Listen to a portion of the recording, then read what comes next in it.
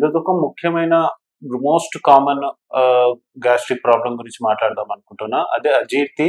దాన్నే ఇంగ్లీష్ లో డిస్పెప్సియా అని కూడా అంటాము. నమస్తే, నేను మీ doctor J Shravan Kumar, consultant gastroenterologist, hepatologist, therapeutic endoscopic. నేను Renova NIGL hospital Banjara Hills road number 12 లో పనిచేస్తున్నాను.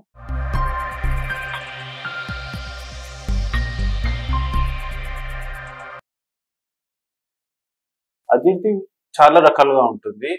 అన్నం తినంగానే మనకు ఉబ్బరంగా ఉండడము, పొట్టలో పెయిన్, నొప్పి రావడము, గ్యాస్ట్రిక్ అంటే పుల్లటి బేగులు రావడము, మా ఛాతీలో అంతా మంట మంటగా ఉండడము, అన్నం ఇరుక్కుపోయినట్టు అనిపించడము, ఇంకా ముందుకు వెళ్తుంటే తినకుండా వెయిట్ లాస్ అవ్వడం, ఇవన్నీ చాలా క్యారెక్టర్స్ ఉంటాయి. దీనికి మెయిన్ కారణం ఉంటుంది, ఒకటేమో ఇన్ఫెక్షన్స్ ఉంటుంది, ఇంకోటేమో మనం తినే ఫుడ్ వల్ల. ఇన్ఫెక్షన్స్ అంటే మెయిన్ గా మనం తీసుకునే ఆహారం శుద్ధంగా ఉండాలి, వాటర్ చాలా పరిశుద్ధంగా ఉండాలి. దీని వల్ల మనకు ఒకటి హెచ్ పైలరీ అనే ఒక ఆర్గానిజం ఉంటుంది, దాని వల్ల మనకు చాలా గ్యాస్ట్రిక్ ప్రాబ్లమ్స్ వస్తాయి. అండ్ మోస్ట్ కామన్ ఇదే ఉంటుంది మన ఇండియా.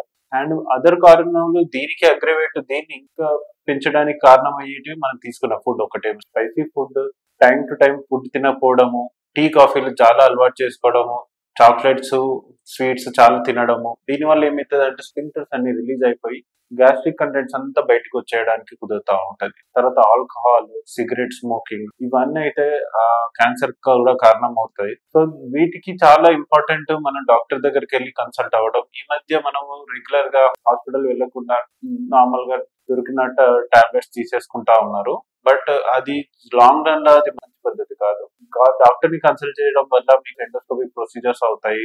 అవసరమైతే వాటిని ట్రీట్మెంట్ చేయడానికి వేరే థెరపీస్ ఉంటాయి. సో నెగ్లెక్ట్ చేయకుండా, ముందు క్యాన్సర్ కాకుండా, పర్ఫరేషన్స్ కాకుండా మీరు చూసుకోవాలి.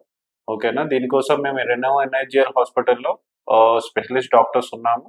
అండ్ అట్ ఎనీ టైం మీరు మమ్మల్ని కన్సల్ట్ అవ్వచ్చు. నమస్తే.